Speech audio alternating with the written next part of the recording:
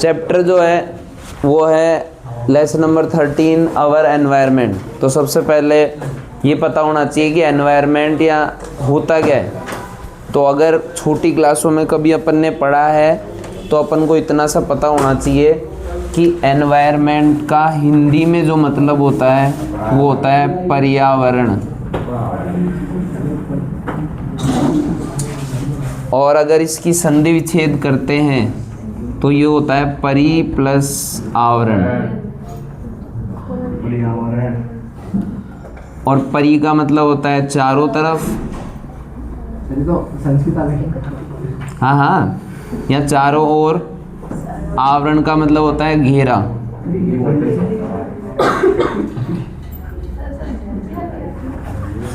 इसका मतलब सिंपल सा ये है कि हमारे चारों ओर का जो घेरा है, कहने का मतलब है एनवायरनमेंट क्या है कि हम जा रहे हैं तो हमारे चारों तरफ का जितना भी हमारे एनवायरनमेंट है ये सारा, वो क्या कहलाता है एनवायरनमेंट। मतलब घेरा जो हमारे चारों तरफ का है वो क्या कहलाता है एनवायरनमेंट। एनवायरनमेंट में सब कुछ आ जाता है भाई, एनवायरनमेंट में सब कुछ आ जाता है। एयर आ जाती है, उसके साथ में अपना जो क्लाइमेट आ जाता है ना, लैंड आ जाता है। ये सारी चीज़ें जो मिलके वो क्या बनाती है हमारा एनवायरनमेंट। कई बार सुना भी होगा कि जैसे मान लो कोई क्लास चल रही है, कोई बाहर से देख के चला गया और बाहर जाके ऐसे बोला कि भाई उस क्लास का एनवायरनमेंट तो यार बहुत अच्छा है, पढ़ने वाला है, मतलब सारे बच्चे शांत थे, पढ़ रहे थे।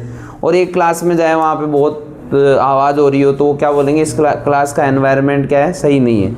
अपन भी किसी जगह जाते हैं तो अपन देख के बाहर आते हैं तो अपन ये बोलते हैं अरे यार वहाँ का एनवायरनमेंट अच्छा नहीं था। मान लो किसी रेस्टोरेंट में खाना खाने जा रहे हैं और वहाँ ऐसे इधर गंदगी, इधर चूहे बग रहे हैं, तो अपन क्या बोलेंगे कि अरे यार एनवायरनमेंट अच्छा नहीं है, मज़ा नहीं आया खाने का।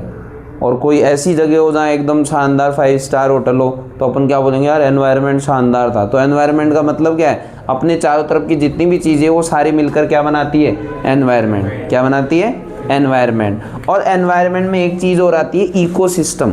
क्या आता है, इकोसिस्टम। इकोसिस्टम, इकोसिस्टम का मतलब दो ही चीज़ें आती है इकोसिस्टम में। क्या आती है, एक आता है बायोटिक और एक क्या आता है, एबायोटिक। बायोटिक का मतलब क्या होता है, जितनी भी लिविंग थिंग्स होती है उससे बोलते हैं हम बायोटिक, और जो नॉन लिविंग थिंग्स होती है उसको हम क्या बोलते हैं, एबायोटिक। चलो मेरे को बताओ, जैसे पानी है, वाटर, वो बायोटिक है, एबायोटिक? एबायोटिक है। ठीक है, तो मैं क्या कह रहा हूँ कि इकोसिस्टम का मतलब सिंपल सा ये है कि ऐसी जिनके अंदर बायोटिक और एबायोटिक दोनों चीज़ें आ जाती है वो क्या कहलाता है, इकोसिस्टम। क्या कहलाता है, इकोसिस्टम। और इकोसिस्टम के जो टाइप हैं वो एग्जाम में पूछे जाते हैं। दो टाइप के इकोसिस्टम होते हैं, एक होता है नेचुरल इकोसिस्टम, एक होता है आर्टिफिशियल इकोसिस्टम। नाम से समझ में आ रहा है, पहला है नेचुरल इकोसिस्टम, ऐसा इकोसिस्टम जो हमने नहीं बनाया, जो नेचर ने बनाया है। ऐसा इकोसिस्टम जिसको किसने बनाया है, नेचर ने, वो क्या कहलाता है, नेचुरल इकोसिस्टम। क्या कहलाता है, नेचुरल। मान लो तुमसे ऐसे पूछ लिया जाए, बोर्ड एग्जाम में क्वेश्चन भी आया हुआ है, दो नेचुरल इकोसिस्टम के नाम लिखिए। क्या बोला, दो नेचुरल इकोसिस्टम के नाम बताइए। तो बताओ कौन कौन से बताओगे? फॉरेस्ट है, फॉरेस्ट, हाँ सही है। और ओशियन और डेजर्ट और लेक, ये सब क्या है, नेचुरल इकोसिस्टम है। क्या है, नेचुरल इकोसिस्टम। दूसरा होता है आर्टिफिशियल इकोसिस्टम, ऐसा इकोसिस्टम जो कि क्या है, किसने बनाया है, ह्यूमन ने बनाया है, उसको क्या बोलते हैं, आर्टिफिशियल इकोसिस्टम। उसका सबसे अच्छा एग्जांपल कौन सा है, हमारे घर का गार्डन मान लो, वो कौन, किसने बनाया भाई, ह्यूमन। चलो मेरे को ऐसे बताओ, फॉरेस्ट जो है वो नेचुरल इकोसिस्टम है या फिर आर्टिफिशियल इकोसिस्टम है, नेचुरल इकोसिस्टम। समझ में आ गई? तो ये दो तरह के इकोसिस्टम होते हैं। अब अपन बात करते हैं कंपोनेंट ऑफ इकोसिस्टम, मतलब इकोसिस्टम में आता क्या है, मतलब ऐसी कौन कौन सी चीजें हैं जो इकोसिस्टम में आती है। तो तीन चीजें इकोसिस्टम में आती है। सबसे पहला होता है प्रोड्यूसर्स। क्या होते हैं, प्रोड्यूसर्स। प्रोड्यूसर्स क्या होते हैं, नाम से पता लग रहा है, प्रोड्यूस करने वाले, पैदा करने वाले, बनाने वाले, जिन्हें हम क्या बोलते हैं, प्रोड्यूसर्स। तो प्रोड्यूसर्स मेन कौन होते हैं भाई? प्लांट। प्लांट जो होते हैं वो क्या कहलाते हैं? प्रोड्यूसर्स कहलाते हैं। क्यों? क्योंकि वो अपना फूड क्या करते हैं? खुद प्रिपेयर करते हैं। तो मतलब जो अपना फूड खुद प्रिपेयर करते हैं उसे क्या बोलते हैं? प्रोड्यूसर्स। क्या बोलते हैं? प्रोड्यूसर्स। जैसे कैसे करते हैं भाई? हम शायद हमने 5th लेसन में पढ़ा है, हमने लेसन नंबर 1 में भी पढ़ा है, फोटोसिंथेसिस प्रोसेस। पढ़िए, फोटोसिंथेसिस प्रोसेस क्या होती है? इधर देखो, CO2 कितने? 6 CO2 प्लस 12 H2O। इसमें सनलाइट जो होती है वो वाटर को तोड़ देती है और यहाँ पे क्लोरोफिल होता है और रिएक्शन होने के बाद क्या बनता है? C6H12O6 plus 6O2 plus 6H2O plus energy. और ये क्या है? ग्लूकोज। क्या है? ग्लूकोज। ये फोटोसिंथेसिस प्रोसेस है। ग्लूकोज के रूप में क्या बना रहा है? ये फूड बना रहा है। क्या बना रहा है? फूड बना रहा है। तो मैं क्या बोल रहा हूँ? ये क्या कहलाते हैं? प्रोड्यूसर्स। तो दूसरा जो है वो क्या कहलाता है? कंज्यूमर्स। एक होता है प्रोड्यूसर्स, एक होता है कंज्यूमर्स। कंज्यूमर्स को तो हम बहुत अच्छी तरीके से जानते हैं। कौन है? हम है कंज्यूमर्स। हम हर चीज़ों को कंज्यूम करते हैं तो हम क्या है? कंज्यूमर है। तुमने बहुत जगह सुना भी होगा कि कंज्यूमर। कंज्यूमर कौन होता है? जो कंज्यूम करता है। क्या कंज्यूम करता है भाई? कि अपन अपने रहने के लिए जितनी भी चीज़ें हम कंज्यूम करते हैं, जितनी भी चीज़ें खाते हैं या जितनी भी चीज़ यूज करते हैं, वो क्या है? हम कौन है? कंज्यूमर। किसी और से ले रहे हैं ना हम, खुद ऐसे खुद बनाने में थोड़ी लग रहे हैं, नहीं लग रहे ना। और मान लो कोई बना भी रहे हैं, जैसे मान लो कल को कोई कह दे मैं तो रोटी मेरी ही बनाता हूँ, तो भाई तेरी रोटी तो तू बनाता है, तो क्या गेहूँ भी तेरा ही बनाता है क्या है? या तू पाउडर लगाता है उसका गेहूँ बना देता है? तो गेहूं भी कहाँ से आ रहे हैं? प्लांट से आ रहे हैं। तो हम तो कौन है? कंज्यूमर ही है। कौन है? कंज्यूमर। तो कंज्यूमर कौन होते हैं? जो प्रोड्यूसर्स को क्या करते हैं? अपने लिविंग बींग्स के लिए या जिंदा रहने के लिए क्या करते हैं? कंज्यूम करते हैं। उसे हम क्या कहते हैं? कंज्यूमर।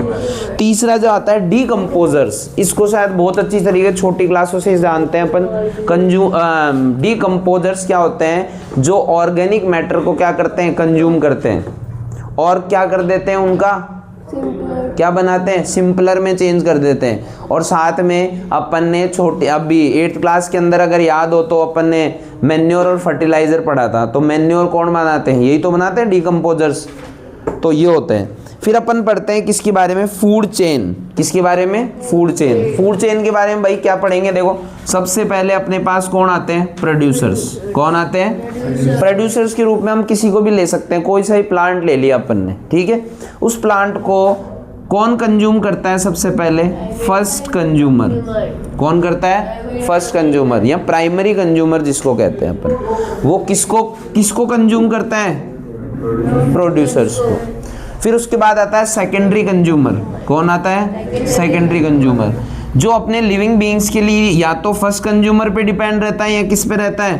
प्रोड्यूसर्स पे। दोनों पे रहता है, जिसे हम क्या कहते हैं भाई? Secondary consumer. उसके बाद आता है थर्ड कंज्यूमर, जिसको हम टेरिटरी कंज्यूमर कहते हैं। क्या कहते हैं? Territory consumer. और ह्यूमन जो होते हैं वो कौन होते हैं? टेरिटरी कंज्यूमर ही होते हैं, जो सेकेंडरी कंज्यूमर को ही कंज्यूम कर सकते हैं, प्राइमरी को भी कर सकते हैं और किसको? प्रोड्यूसर्स को भी कर सकते हैं। कहने का मतलब है हमारे इकोसिस्टम में सारे जो चीज़ें हैं या जितने भी कंज्यूमर हैं, प्रोड्यूसर्स हैं, कंज्यूमर जो है वो सब एक दूसरे के ऊपर डिपेंडेंट रहते हैं। इसे हम क्या कहते हैं? Food chain. क्या कहते हैं? Food chain. समझ में? फिर उसके बाद अपने पास है flow of energy in ecosystem. Ecosystem में एनर्जी का फ्लो कैसे होता है? तो इधर देखो, एक छोटा सा डायग्राम से हम समझेंगे। सबसे पहले मेरे पास क्या है भाई? सन। कौन है? सन। सन से मेरी एनर्जी आ रही है। कौन आ रही है? एनर्जी। और कितने परसेंट? Only 1% energy. कितनी परसेंट? 1%। दिमाग में डाल लेना, 10% अगर हो उसको निकाल देना, वो बाद की बात है। सन से जो एनर्जी आती है उसका कितना परसेंट लेता है? कौन? प्रोड्यूसर्स। तो सबसे पहले प्रोड्यूसर्स के पास कितनी एनर्जी आई? 1%। इस 1% का 10% जो है वो किसको मिलती है? प्राइमरी कंज्यूमर को। बाकी 90% जो होती है वो कहाँ चली जाती है? एनवायरनमेंट में। कहाँ पर चल जाती है? एनवायरनमेंट चली गई। अब इसके पास जितना भी 10% है उसका 10%, जैसे मान लो यहाँ 1000 है तो 1% उसका, फिर उसका 10%, फिर उसका 10% जो है वो किसके पास जाता है, सेकेंडरी कंज्यूमर के पास। बाकी 90% कहाँ चल जाता है, एनवायरनमेंट में। कहाँ चल जाता है? फिर उसके बाद इसका 10% कहाँ जाता है, टेरिटरी कंज्यूमर, और लास्ट जो कंज्यूमर है उसके पास। इसका 90% कहाँ चल जाता है, एनवायरनमेंट में। ये क्या होता है हमारा, एनर्जी फ्लो। क्या होता है, एनर्जी फ्लो। उसके बाद एक छोटा सा टॉपिक और है, अगर याद हो तो तुमको, क्या है, ट्रॉपिक लेवल। क्या है, trophic level. Trophic level simple सा क्या होता है, सुनो, कि जो हमारा फूड है उसको कंज्यूम करने का जो लेवल है उसको बोलते हैं ट्रॉपिक लेवल। उसमें प्रोड्यूसर्स आते हैं सबसे नीचे, फिर कौन आता है, प्राइमरी कंज्यूमर, फिर कौन आता है, सेकेंडरी कंज्यूमर, और फिर कौन आता है, टेरिटरी कंज्यूमर। तो उसका जब हम डायग्राम बनाते हैं तो थोड़ा इस प्रकार का डायग्राम बनता है। देखो, इसमें सबसे नीचे कौन आता है, प्रोड्यूसर्स। कौन आता है, प्रोड्यूसर्स। फिर दूसरे नंबर पे कौन आता है, प्राइमरी कंज्यूमर्स। फिर कौन आता है, सेकेंडरी कंज्यूमर। फिर कौन आता है, टेरिटरी कंज्यूमर। एक क्वेश्चन छोटा, क्या, कि जो ट्रॉपिक लेवल का जो डायग्राम है उसमें किस तरह का एनर्जी फ्लो बनता है, तो हमको याद रखना है यूनिडायरेक्शनल। कैसा बनता है, यूनिडायरेक्शनल। यूनि का मतलब होता है एक तरफ। क्या होता है, एक तरफ। मतलब इसका जो फ्लो है वो कहाँ जा रहा है, केवल एक ही तरफ जा रहा है। ऐसा नहीं है कि भाई एक बार यहाँ आ रहा है, एक बार नीचे जा रहा है, एक बार उधर जा रहा है, एक इधर जा रहा है। कैसा होता है, यूनिडायरेक्शन। ये क्वेश्चन रट लेना, याद कर लेना कि भाई एनर्जी फ्लो जो होता है वो ट्रॉपिक लेवल में किस तरीके से जाता है, यूनिडायरेक्शनल जाता है। कैसे जाता है, यूनिडायरेक्शनल।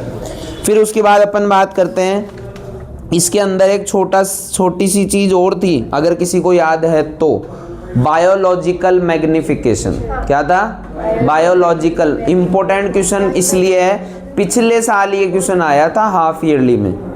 पिछले साल हाफ ईयरली के पेपर में आया था ये बायोलॉजिकल मैग्निफिकेशन, और वो भी शायद 1 नंबर के में आया था। व्हाट इज बायोलॉजिकल मैग्निफिकेशन, किताब में दे रखा है अपने, अभी थोड़ी देर बाद मैं बता दूंगा कहाँ दे रखा है। मतलब मेरे को दिखा, मिल गया ना, पेज नंबर देख, पेज नंबर 260 पे दे रखा है बायोलॉजिकल मैग्निफिकेशन। मैं बता रहा हूँ, एक्टिविटी 15.3 के जस्ट ऊपर मिल जाएगा तुमको बायोलॉजिकल मैग्निफिकेशन। पहले ऐसे समझो होता क्या है, वो बाद में देखते रहना। अब सुनो, इधर सुनो भाई, इधर सुनो। 8th क्लास में पहुंच जाते हैं हम, और वहां पे हमने ये पढ़ा था भाई, हम क्रॉप उगा रहे हैं। क्या उगा रहे हैं, क्रॉप। अरे कोई सी भी मेरी उगा ले, रबी क्रॉप ही उगा ले। हाँ, तो इधर देखो, 8th क्लास में हमने पढ़ा था कि हम क्रॉप उगाते हैं, और क्रॉप जब उगाते हैं तो उसमें क्या देते हैं, मैन्योर और फर्टिलाइज़र। और हमने ये पढ़ा था मैन्योर जो होता है वो सही होता है, और फर्टिलाइज़र अच्छा नहीं होता, ज़्यादा यूज़ अच्छा नहीं होता, थोड़ा बहुत यूज़ तो करते ही। तो देखो क्या हो रहा है कि आजकल सॉइल के साथ, यहाँ से सॉइल से, रूट से क्या जाती थी, वाटर और मिनरल्स जाते थे। क्या जाते थे, वाटर और मिनरल्स। इनके साथ साथ आजकल कौन जाने लग गया, फर्टिलाइजर। और फर्टिलाइजर गया ना, तो बताओ, ये मान लो सेव है, सेव का पेड़ है,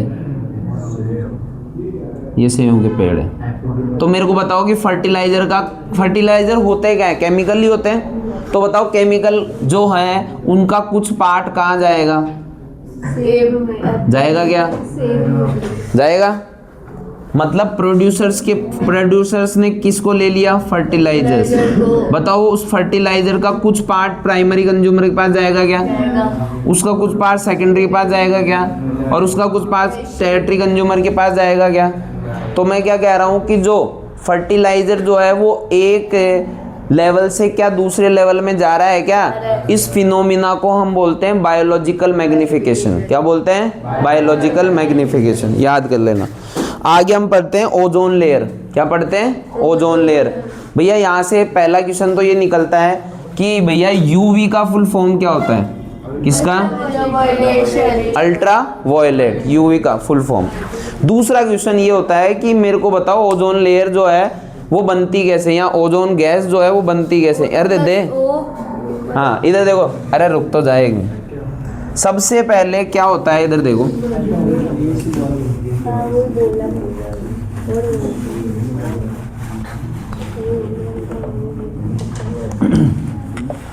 सब इधर देखो भाई, ओजोन अगर कोई पूछ ले तो कैसे बनती है, इधर देखो हमारे एनवायरनमेंट में बताओ कौन कौन सी गैसें होती है? नाइट्रोजन होती है, ऑक्सीजन होती है, कार्बन डाइऑक्साइड होती है, उसके बाद भी बहुत सारी गैसें होती है। अब सुनो सुनो सुनो सुनो, एनवायरनमेंट में जो ऑक्सीजन होती है, क्या होती है? ऑक्सीजन, वो हमारे किससे रिएक्ट करती है? यूवी रेज से। किससे रिएक्ट करती है? यूवी रेज से।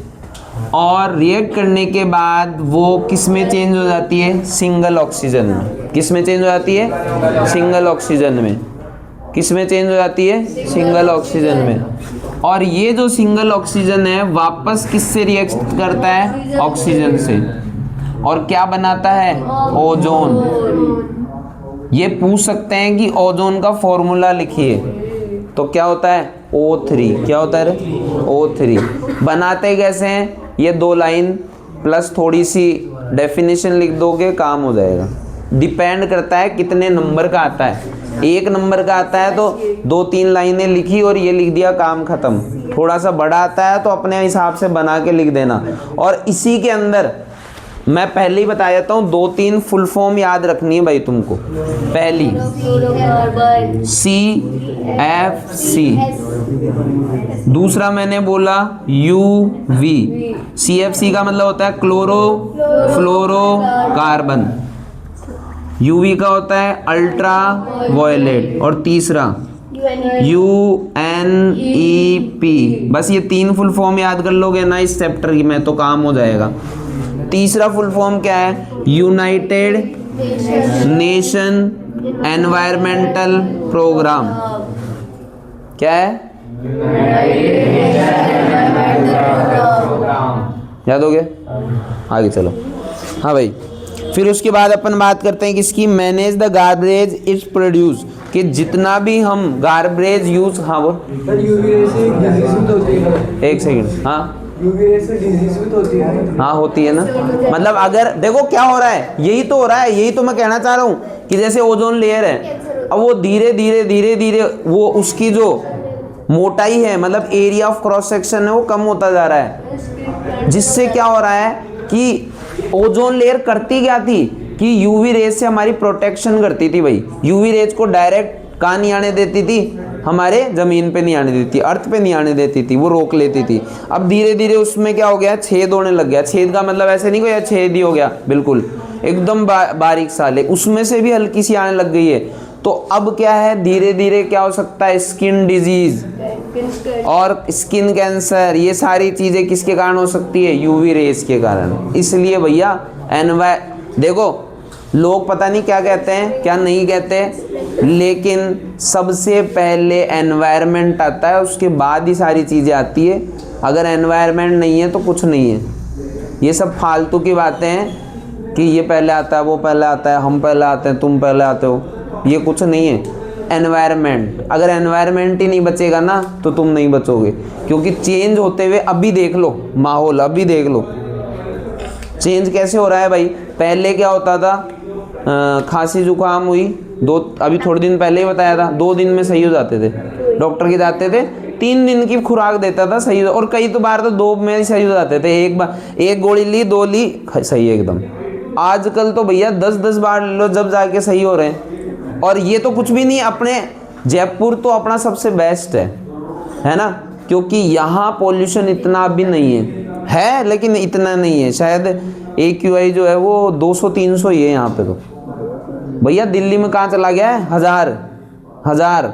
और 1000 का मतलब है वहाँ पे भैया सांस की बीमारी आधों के है, मतलब जो भी वहाँ दिल्ली में रह रहे हैं उनमें आधे से ज़्यादा के सांस की बीमारी है किसी ना किसी तरीके से।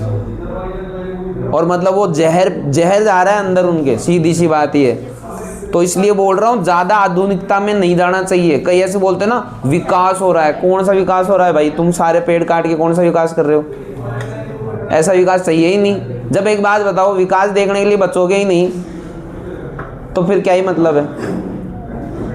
मतलब विकास नाम का पोता अगर हुआ ही नहीं दादाजी के तो फिर मतलब क्या है दादाजी का? तो फिर ऐसा आधुनिक किस काम का जब तुम बचो ही ना। तो इससे बढ़िया तो ये है ना, चाहे कम खा लो, कम रह लो, कम फैशन दिखा लो लेकिन एनवायरनमेंट प्रोटेक्ट रहना चाहिए। पहले मैं देखता था कि भैया सब घरों में बाहर पेड़ होते थे, अंदर थोड़ी जगह रखते थे पेड़ों की। आजकल एकदम फुल रोड तक घरों को टेक देते हैं, मतलब जगह बिल्कुल नहीं छोड़ते। जैसे पड़ोसी ने आगे तक बना लिया, हम काहे को पीछे रह लें, या हम भी चलेंगे आगे, जगह नहीं छोड़ते बिल्कुल भी। तो कम से कम अपने घर के बाहर 2 पेड़, एक जना अगर 2 पेड़ उगाएगा तो गली में कितने हैं, कितने घर हैं, तो डबल कर लो, उतने पेड़ तो होने ही होने चाहिए। तो हम औरों का ध्यान नहीं रख सकते तो खुद का तो रख सकते हैं ना। औरों से मतलब नहीं है और क्या कर रहे हैं क्या नहीं कर रहे, हमें हमारा ध्यान रखना है। वैसे ही तुम तुम्हारे पढ़ाई पे ध्यान दो। ये मत देखो कि यार वो तो मजे कर रहा है, क्या पता वो घर जाके रात को इतना पढ़ रहा हो 4-4 5-5 घंटे, जब रिजल्ट आए जब, और यार तू तो पढ़ता ही नहीं था, क्या बात है, तुम्हें थोड़ी पता है वो क्या करता था, रात को पढ़ता था और तुम्हारे को बावड़ा बना देता, दिन में घुमाता था खूब और रात को जाके अपन तो सो जाते थे। हाँ, ऐसा हमारे एक दोस्त भी था कॉलेज में, टॉपर मतलब हाईएस्ट, आज भी उसका नाम भवानी निकेतन में लिखा होगा कहीं, टॉप 1 बीएससी में। और वो छोरा पूरे दिन क्रिकेट खेलता था, हमको भी क्रिकेट खिलाता था, और एग्जाम में हम उसको बोलते ही रहते भाई बता दे। वो भैया करके, यार मैं लेट हो रहा हूँ, जा रहा हूँ, उठ के खड़ा होके निकल लेता।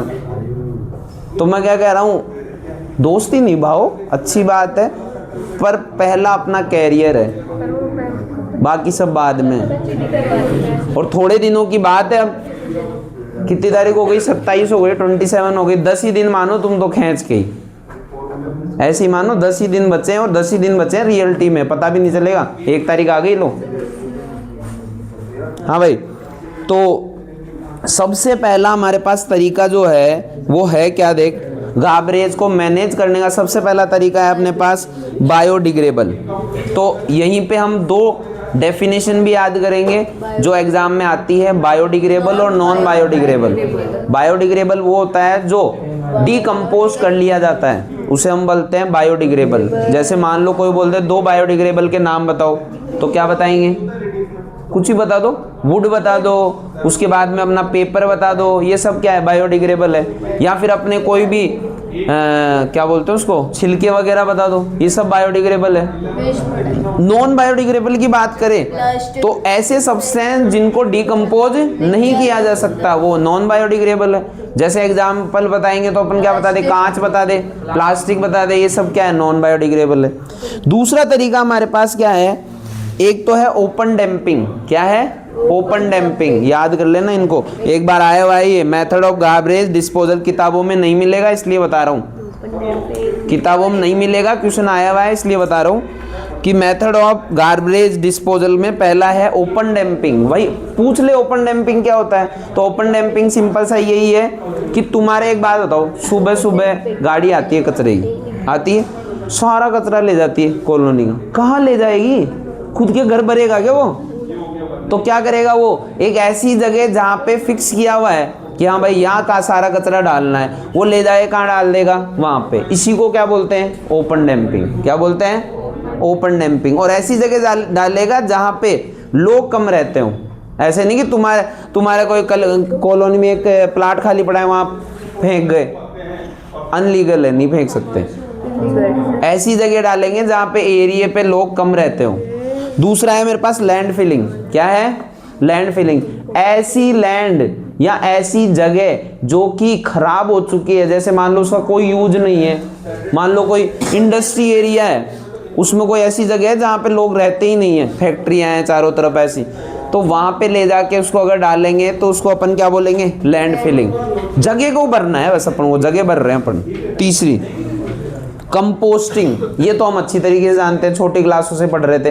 कंपोस्टिंग क्या होता है कि किसान क्या करता है, अपने खेत के अंदर एक बड़ा सारा गड्ढा खोल देता है, ठीक है, फिर उसके अंदर जितना भी वेस्ट प्रोडक्ट, गाय का गोबर हो गया, उसके बाद में घर के कचरे हो गए, है ना, ये सारा उसके अंदर डाल देते थे और उसको दबा देते। हाई टेम्परेचर और हाई प्रेशर के कारण छोटे छोटे माइक्रो ऑर्गेनिज्म क्या करते थे, उसको कंज्यूम करते थे और क्या बना देते थे, मैन्योर। ये सारी प्रोसेस क्या कहलाती है, कंपोस्टिंग। क्या कहलाती है, कंपोस्टिंग। अगला है रिसाइकलिंग, ये तो सब अच्छी तरीके से जानते हैं, रिसाइकल। मतलब दोबारा बनाना। जैसे मान लो कोई भी एक चीज़ है, उसका मैंने यूज़ कर लिया, फिर दोबारा उसका किसी दूसरी चीज़ में यूज़ कर लो, वो क्या हो जाएगा? रिसाइकल। जैसे आजकल तुम देखते होंगे कि बहुत सारी चीज़ें जो आती हैं उनके डब्बों के ऊपर कुछ ऐसा बना हुआ आता है,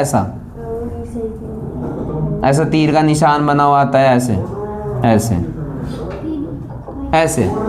इसका मतलब क्या होता है? रिसाइकल। मतलब इसका दोबारा यूज कर सकते हैं दूसरे यूज में। जैसे मान लो सुबह सुबह हमारे पेपर आता है, न्यूज़पेपर, क्या हम उसका रिसाइकल कर सकते हैं क्या? हाँ कर सकते हैं। क्या कर सकते हैं? उसको किसी रफ कॉपी के पन्ने पे चढ़ा लो या फेयर कॉपी पे चढ़ा लो तो पेपर चढ़ जाएगा। पहले तो हम यही करते थे भाई, आजकल तो ये नखरे हो गए कि भाई स्कूल वाले भी ऐसे नाटक करते हैं, भैया इंग्लिश की कॉपी तो होगी वाइट कलर की, हिंदी की, हाँ मैं बता रहा हूँ ना, मेरे बच्चे क्या इसलिए बता रहा हूँ, हिंदी की कॉपी होगी ब्लू कलर की, मैथ्स की कॉपी होगी रेड कलर की। जैसे तो पता नहीं कोई इंद्रधनुषी बनवाएंगे उनसे, डिस्पर्सन करवाएंगे, ऐसे करने लग गए आजकल। पहले क्या होता था, नई नई कॉपी आती थी तो हमारे घर में जितने भी अखबार होते थे उठा के लाते थे और उसको चढ़ा देते थे, यही होता था बस। तो वो क्या कर रहे हैं? हम रिसाइकलिंग कर रहे हैं भाई, उस चीज़ का यूज कर रहे हैं, वेस्ट नहीं जानी चाहिए। आगे उसके बाद में रीयूज, मतलब दोबारा यूज करो। जैसे मान लो आज मैंने एक कोल्ड ड्रिंक की बोतल लेके आया, वैसे तो पीनी नहीं चाहिए, ख़राब होती है। कोल्ड ड्रिंक की बोतल ले आया, पी ली उसको, अब उसको बाहर नहीं फेंकना चाहिए क्योंकि हमको पता है वो क्या है? प्लास्टिक। क्या है? डिकम्पोज तो होगा नहीं। तो हम क्या करें भाई, उसका ऐसी जगह यूज करें जो कि हम बार बार उसका यूज कर सकते हैं, 2-3 यूज कर सकते हैं। क्या? पहला, उसके अंदर मिट्टी भर दो और छोटा सा मिनी प्लांट लगा दो, सबसे बढ़िया। तो ये भी नहीं कर सकते तो उसको बीच में से काट दो और एक पेन रखने का स्टैंड बना दो। समझे मैं क्या कह रहा हूँ? बीच में से काटो, नीचे बन जाएगा रखने का, लो पेन रख दो उसमें सारे। और उसको ज़्यादा ही सजाना है तो चारों तरफ कोई जो आजकल पेपर आते हैं मस्त से, वो चढ़ा दो, उसको पेंटिंग वेंटिंग कर दो, हो गया, बन गया। तो ऐसे कोशिश ये करो कि हम ज़्यादा से ज़्यादा यूज कर सके। मैंने बहुत बार देखा है कि बच्चे नई कॉपी ले आते हैं, पीछे से पन्ने फाड़ फाड़ के एरोप्लेन बना बना के सू वो गया। उनको ये पता नहीं है ये जो तुम उड़ा रहे हो वो 5-10 पन्ने उड़ाए, उसमें एक छोटा पेड़ गड़ गया, तभी तो बने। निकाह तुम्हारे घर से आ रही है कि कॉपियाँ किताबें? फिर क्या से? दुकान से। हाँ, तो इतना सा कॉमन सेंस होना चाहिए अपन में कि अपन इतने बड़े हो चुके हैं, वो दूसरी क्लास के बच्चे नहीं है, क्योंकि दूसरी क्लास के बच्चों को पता नहीं होता कि क्या है क्या नहीं है। हम इतने बड़े हैं तो हमको पता होना चाहिए। तो ये नहीं कि ये पन्ना इधर फाड़ा, ये फेंक दिया नीचे, ये इधर फाड़ा, वो फेंक दिया इधर, उसका हम ज़्यादा से ज़्यादा यूज़ करें।